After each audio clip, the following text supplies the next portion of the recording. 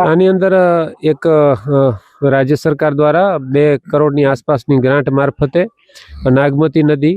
જરપરા પ્રાંસલા વિસ્તારની અંદર જે ચેકડેમનું કામ ચાલતું હતું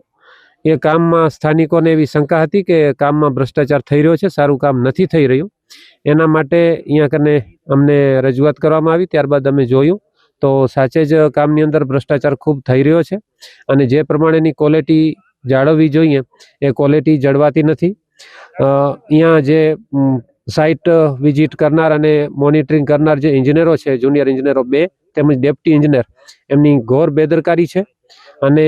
એમને જોવું જોઈએ, એમની ફરજ છે, પ્રજાનો પગાર એમને જ મળે છે, પરંતુ એ લોકોની બેદરકારીના કારણે કોન્ટ્રાક્ટરોને મોકો મળી જતો હોય છે અને એ લોકોએ પોતાનાથી થાય તેટલી ગેરરીતિ કરી અને આ ડેમનું કામ ચાલુ હતું, જે સ્થાનિક લોકો અને અમે બધા ભેગા મળી અને અટકાવેલું છે અને જ્યાં સુધી આનું નિરાકરણ નહીં આવે ત્યાં સુધી કામ બંધ રાખવામાં આવશે એવી અમારી એમને પણ અને તંત્રને રજૂઆત છે। અને તંત્રને એના સિવાયની એ રજૂઆત છે કે આ એન્જિનિયરો સામે કડકમાં કડક કાર્યવાહી કરવામાં આવે અને જે કાંઈ પણ ભ્રષ્ટાચાર થયો છે એને ખુલ્લું પાડવામાં આવે।